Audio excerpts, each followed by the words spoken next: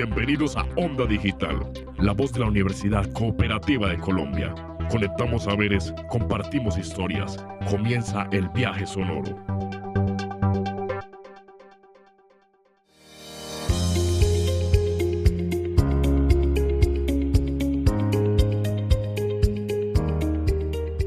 Un cordial saludo a nuestra audiencia profesional, nuestra audiencia especializada, pero también a nuestros audioescuchas en la plataforma de Spotify, a la comunidad en general.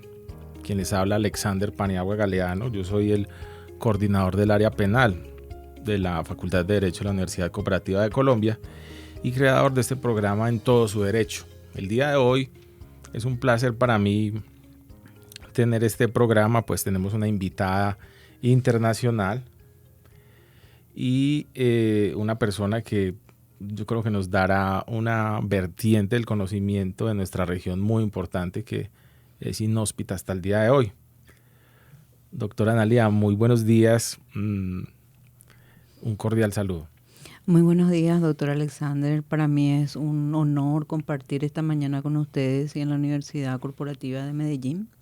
Es la primera vez que piso el suelo colombiano y realmente me quedo muy impactada, ¿verdad?, por la calidez, la calidad de los colombianos, ¿verdad?, del recibimiento que tuve sobre todo, y quiero agradecer a la persona suya, ¿verdad?, el doctor Alexander, y a la Universidad Corporativa de Medellín.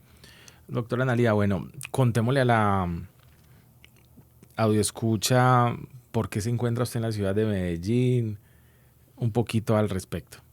Sí, yo he recibido una invitación para participar en la 6ª Conferencia Internacional de Victimología y realmente para mí fue una alegría, ¿verdad?, contar con esa invitación, ¿verdad? Y se hizo realidad hoy, en esta semana.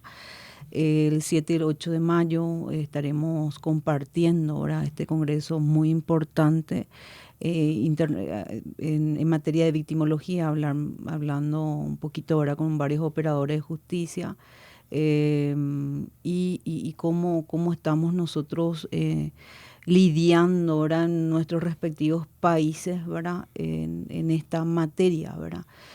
Sobre todo, a mí me ocupa una unidad especializada bastante delicada, que es la unidad especializada en la lucha contra la violencia familiar, ¿verdad?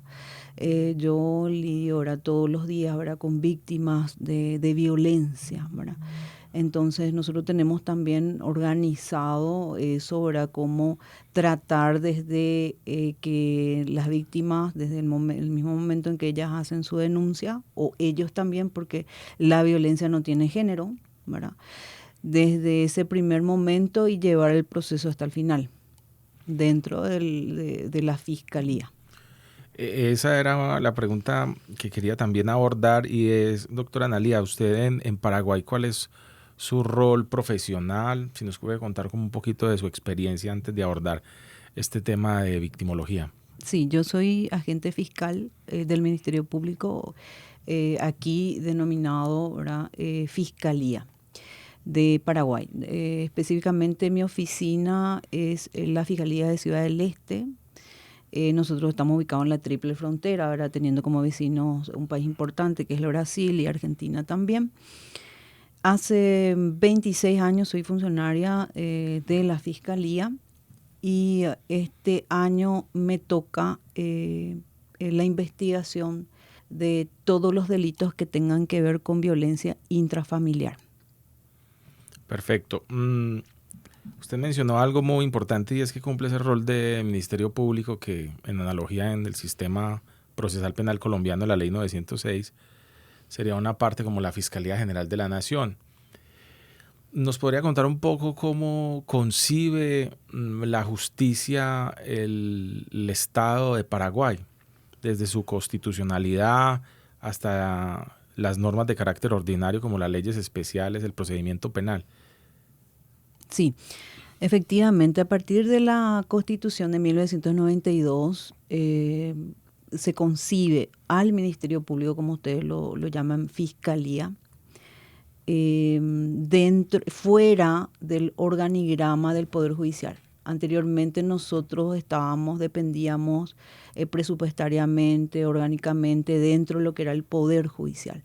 A partir de la Constitución de 1992, el Ministerio Público o Fiscalía es un órgano extrapoder. Está fuera del Poder Judicial, tiene su autonomía presupuestaria, tiene su autonomía en forma organizativa, está presidido por el fiscal general del Estado, sus fiscales adjuntos, ¿verdad?, que son encargados de cada área. A mí me tocaría un área específico, área 10, y los fiscales, ¿verdad?, agentes fiscales del país.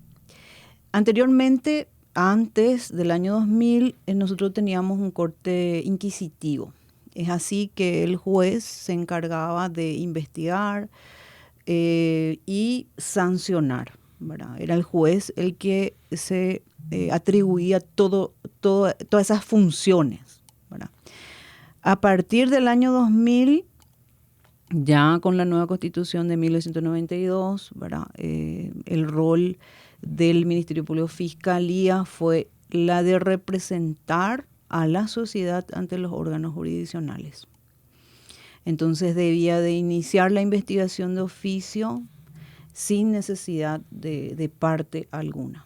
Ese es nuestro rol constitucional. Entonces se concibió de esa forma y en el año 2000 el Ministerio Público Fiscalía, ¿verdad?, adquirió el rol de acusación, el rol acusatorio. Desde que nosotros sabemos de la noticia criminis, desde la denuncia o de oficio, iniciamos la investigación. Tenemos un plazo para hacerlo, de procesamiento también. Y luego, si contamos con los elementos, presentamos una acusación ante el juzgado penal de garantías, quien procede a admitir total o parcialmente la acusación y derivar a juicio oral y público.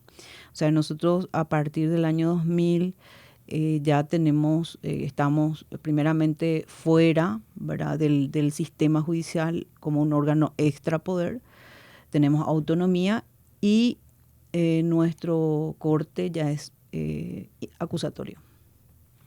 Bueno, yo encuentro una gran similitud con la ley 906 de 2004 en Colombia y la implementación de ese sistema que pues nos capacitaron o nos instalaron como con tendencia acusatoria. En Colombia efectivamente se da a partir del año 2004, eso es algo muy novedoso, como yo le decía atrás, bambalinas. Yo también estaba fuera de Colombia haciendo estudios en Derecho Procesal Penal, especialmente en Brasil, en la Universidad de Sao Paulo, y nunca se había mencionado a Paraguay como uno de los pioneros en Latinoamérica de este tema del sistema oral acusatorio. Quiero también preguntarle, doctora Analía, ¿Paraguay contempla leyes de carácter especial para las víctimas o solo el procesamiento procesal penal, valga la redundancia, hace un capítulo o unos artículos referidos a ellos?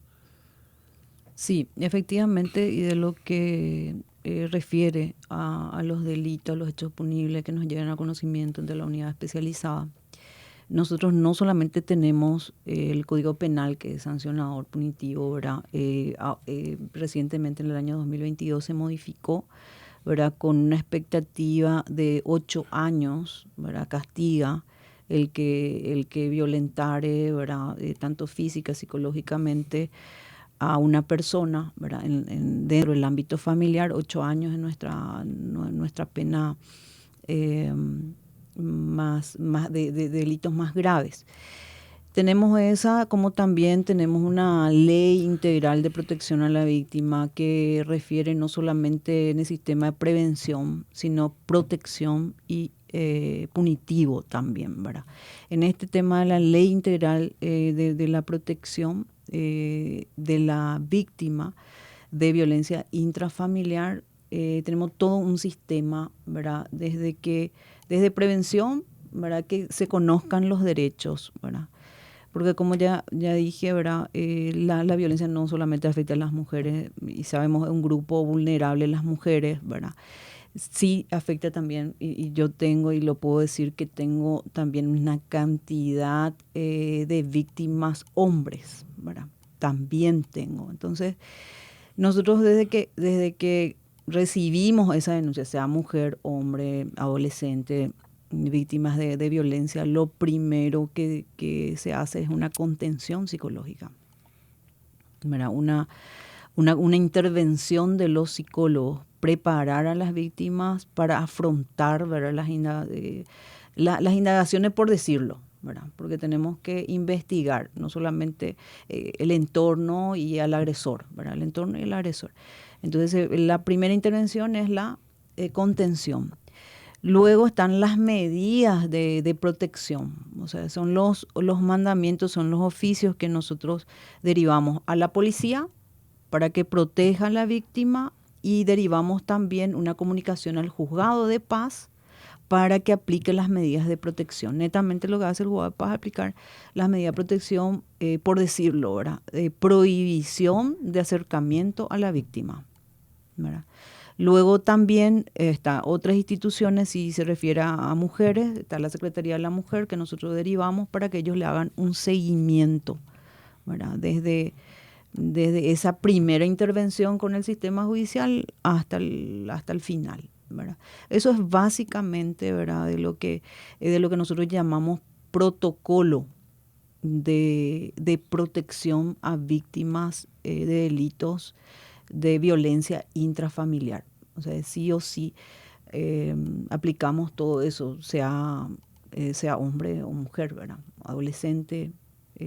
Bueno, aunque básicamente si se refiere a víctimas hombres, ya Secretaría de la Mujer no, ¿verdad? Si se refiere a adolescentes, específicamente vemos, ¿verdad?, y comunicamos al defensor del niño, ¿verdad?, para que derive los antecedentes a la justicia especializada.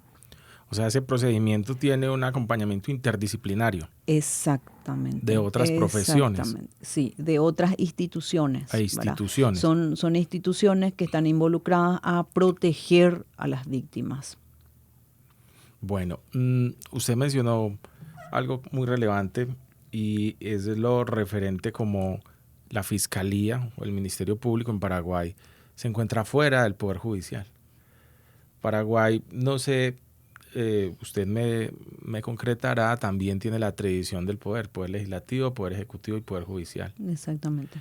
Desde el punto de vista de esas órdenes de protección, órdenes de sanción y ese tema del derecho procesal, o sea, la jurisdicción, ese poder de legalmente ejercer por parte del Estado, ¿cómo son esas órdenes que se ejercen por parte de la Fiscalía? ¿De qué tipo son? ¿Son jurisdiccionales necesariamente o son de carácter administrativo? Bueno, como le dije al principio, el Ministerio Público Fiscalía está presidido por el Fiscal General del Estado. En este momento el doctor Emiliano Rolón, quien encabeza la Fiscalía. Nosotros tenemos autonomía presupuestaria, o sea, nosotros, el Fiscal General es bueno, como encabeza, entonces el director o el que ordena todos los gastos, ¿verdad? Bueno, en materia jurisdiccional nosotros no tenemos la jurisdicción como los jueces, ¿verdad? Nosotros tenemos sí competencia, y quien define esa competencia es el Fiscal General del Estado, ¿verdad? O sea que competencia para qué, solamente por el trabajo en sí, ¿verdad? Para adecuar el trabajo a hacer un buen trabajo. A cada región, yo soy del Alto Paraná, Ciudad del Este, nos tocaría 30 fiscales, ¿verdad? Y esos 30 fiscales están organizados, ¿verdad?, conforme a la necesidad del trabajo por el Fiscal General del Estado, ¿verdad? Quien otra vez controla nuestra labor, ¿verdad?, interna, el fiscal adjunto coordina con nosotros las tareas de investigación relevantes, porque cada fiscal tiene autonomía, ¿verdad? Cada fiscal es responsable de las unidades fiscales. Pero cuando hay casos muy sonados, cuando hay casos muy complejos, nosotros trabajamos en forma conjunta con nuestros fiscales adjuntos y con el Fiscal General del Estado. Es así que nosotros tenemos esa movilidad. El Fiscal General del Estado mañana me puede decir, bueno, señora, a usted yo le necesito en otro departamento. No, somos muy diferentes que los jueces concursan para un departamento, para una ciudad, y quedan ahí, ¿verdad? Hasta nuevo concurso, hasta que ellos decidan salir.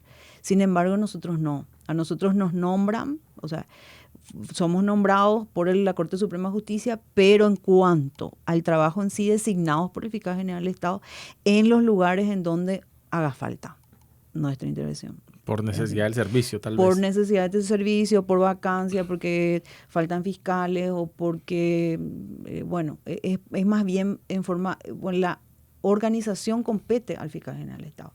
O sea que no es que yo, si concurso por Ciudad del Este, Paraguay, tenga que quedarme porque la Corte Suprema de Justicia me designó ahí, ¿verdad? El fiscal general es muy móvil es muy...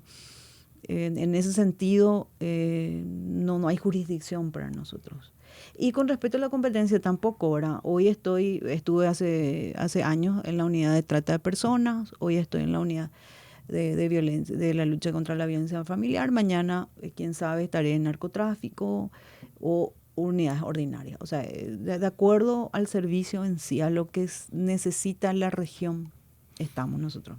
Bueno, hablando un poquito ya de factores como exógenos que sirven para la función que ejercemos, tanto en Paraguay como en Colombia, cuéntenos un poquito, doctora Analía, el tema, cómo es la dinámica criminal que vive Paraguay, sí. ¿Cómo son esos factores, tanto internos o externos, endógenos o exógenos, que afectan el país de Paraguay? ¿Cómo es esa dinámica que usted ha conocido durante tantos años que lleva al interior del Ministerio Público?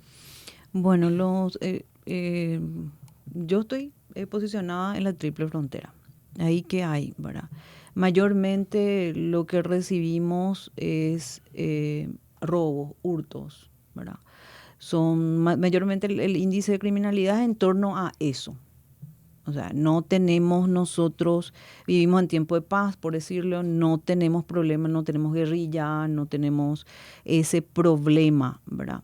En sí, ni de atentados terroristas, ni nada por el estilo. Ahora, nuestra preocupación siempre dentro del Ministerio Público es trabajar para eliminar, por cierto, el crimen organizado. Y cuando nos referimos a crimen organizado, nos referimos a narcotráfico, a trata de personas, tráfico de armas, que es muy fácil, ¿verdad?, por la zona demográfica donde nos encontramos, ¿verdad?, porque estamos en frontera con Brasil y Argentina, por decirlo, ¿verdad?, y de ahí a otros países. Entonces, el tránsito es muy fluido y muy fácil, ¿verdad?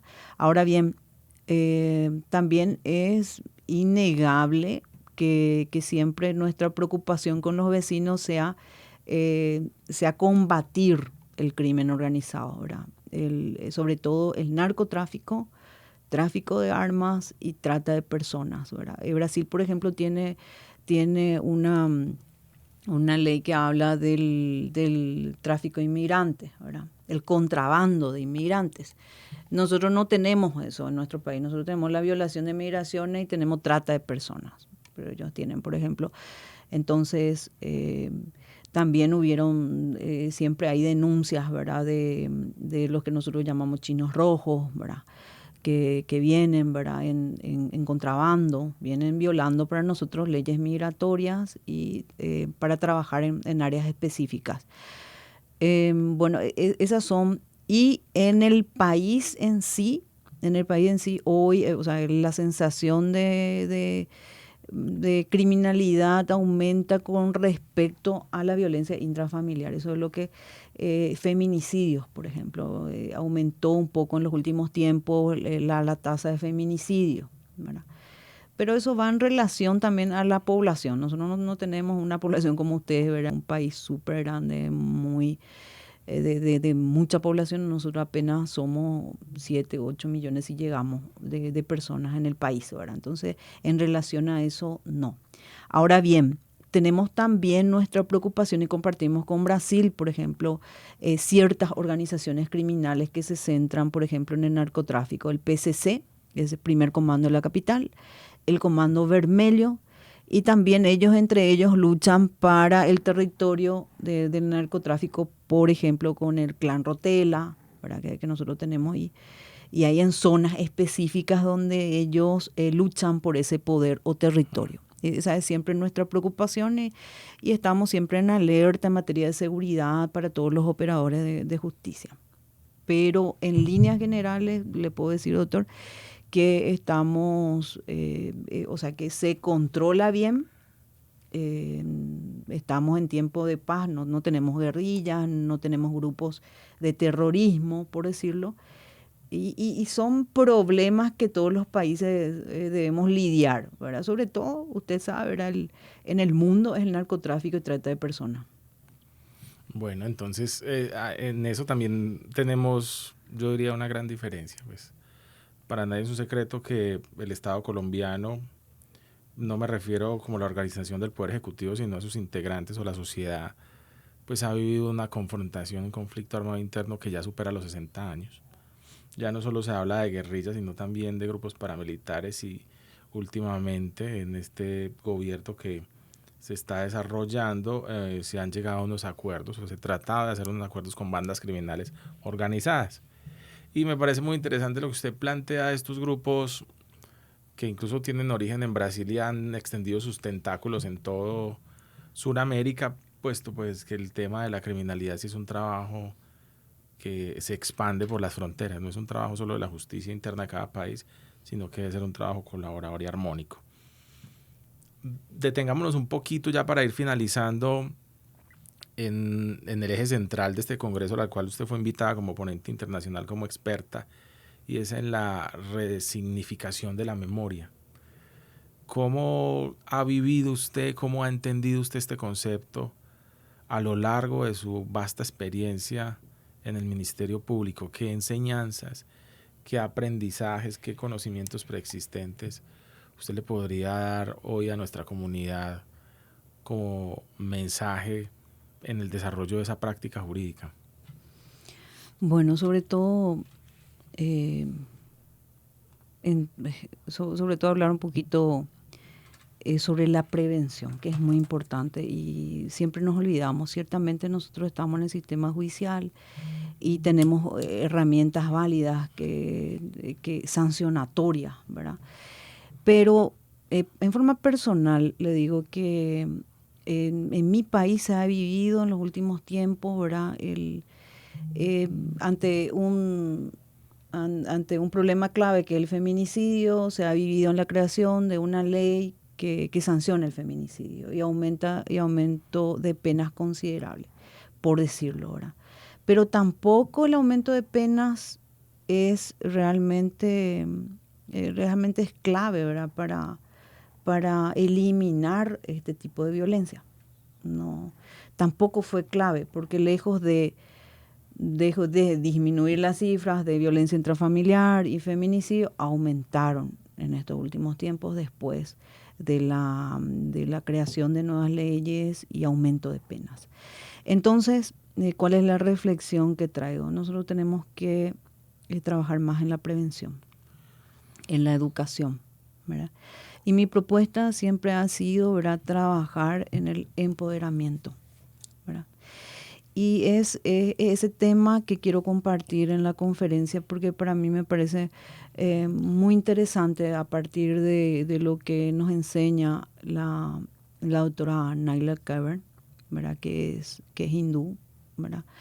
Ella es feminista, es también economista, pero es una investigadora en el tema del empoderamiento. ¿Y por qué le traigo a ella, ¿verdad?, en el foco de la discusión? Porque nosotros sabemos que India ha luchado por siempre en ese sistema patriarcal, ¿verdad? En ese sistema en que hay una contradicción en lo que plantea la Constitución Nacional con respecto a la protección de las mujeres y sin embargo en la práctica aún sigue siendo un tema en el país, ¿verdad? De cómo ellas están hasta hoy día luchando por el espacio, ¿verdad? Y ese empoderamiento nace, ¿verdad?, de esa necesidad justamente de alzar la voz, de posicionarse, de defender los derechos, de crear una igualdad. Y no solamente te hablo, Alexander, en el tema de género, ¿verdad?, de las mujeres, ¿verdad? Porque cuando hablamos de empoderamiento parece que todos pensamos, no, pero este es un corte feminista y todos estamos. No, ¿verdad? Está dirigido para grupos vulnerables, Hablamos de los indígenas, hablamos de los colectivos, ¿verdad? De comunidades, ¿verdad? Hablamos de grupos vulnerables desfavorecidos, ¿verdad? Y para mí siempre ha sido la educación, ¿verdad? La prevención, la concientización sobre todo. Y otro, ¿verdad? En el tema de intrafamiliar, en la violencia familiar, el empoderamiento económico. Porque más del 80% de las denuncias que caen en mi unidad fiscal veo, ¿verdad?, que no logran proseguir, o sea, caen en ese ciclo y no logran salir de ese ciclo de violencia, porque las mujeres no se encuentran empoderadas, porque las mujeres en ese sentido no son independientes económicamente. Entonces este es también un problema, ¿verdad? Entonces vemos aquí, ¿verdad?, que sigue siendo, o sea, la solución para disminuir la criminalidad en un país nunca ha sido el aumento de penas. El jaque, mantenerle constante o meterle en prisión y luego vemos un hacinamiento de las cárceles, porque finalmente las cárceles son depósitos, porque no se cumple lo que establece la Constitución, que es el fin de las penas, la rehabilitación de los delincuentes a la sociedad, en fin, ¿verdad? No se cumple en definitiva. Entonces, ¿qué podríamos hacer? ¿Qué podemos hacer? ¿Verdad?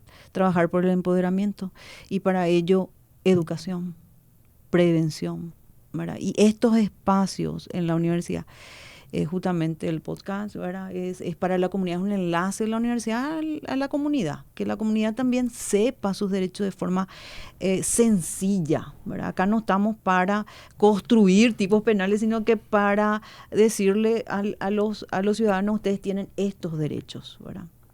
Estos derechos. Y esa es la mejor manera de salir del ciclo de violencia, porque violencia, no solamente aquí estamos definiendo al crimen organizado, a la violencia intrafamiliar, etcétera, etcétera. No estamos definiendo eso. ¿Qué es violencia? Cuando se te han negado los derechos fundamentales. Estar permanentemente en ese circuito de pobreza, ¿verdad?, es también una violencia. Un acceso a servicios básicos es una violencia. Entonces, el empoderamiento te da esa herramienta de alzar tu voz o por lo menos conocer tus derechos y exigir de que se cumplan esos derechos básicos de todo ciudadano. Bueno, yo creo que ha sido de manera muy clara y concreta la exposición de la doctora Analía en este episodio del día de hoy, iniciando por una breve reseña personal, continuando con aspectos generales de nuestro país hermano, Paraguay, que aunque suene muy distante, estamos a pocas horas de vuelo, ¿cierto? Yo creo que estamos incluso más cerca que Brasil, nosotros un poquitito en Colombia. Más. Primero, darle las gracias de antemano por aceptar la invitación al Congreso, por aceptar la invitación a la grabación de este podcast y por compartir con nosotros aspectos que son muy relevantes y de experiencia muy significativa al momento del derecho comparado con nuestro derecho procesal colombiano y penal colombiano. Muchas gracias, doctora Analía. Un cordial saludo para nuestros audioescucha y a la comunidad en general. Los invitamos a que sigan escuchando este podcast En Todo Su Derecho, una iniciativa de la Facultad de la Universidad Cooperativa de Colombia, sede Medellín. Muchas gracias a todos. ¿No sabes cómo pagar tu matrícula estudiantil? En la Cooperativa de Ahorro y Crédito Comuna financiamos tus estudios con tasa preferencial, crédito 100% virtual y lo mejor, pagas mensualmente tu carrera. Te acompañamos desde el primer semestre hasta tu grado. Son 48 años de experiencia institucional apoyando los sueños de miles de estudiantes en el país. Ingresa ahora a www.comuna.com.co o contáctanos al 431-0331, WhatsApp 320-616-1188. Cooperativa Comuna, donde tus decisiones las convertimos en hechos. Vigilada Supersolidaria.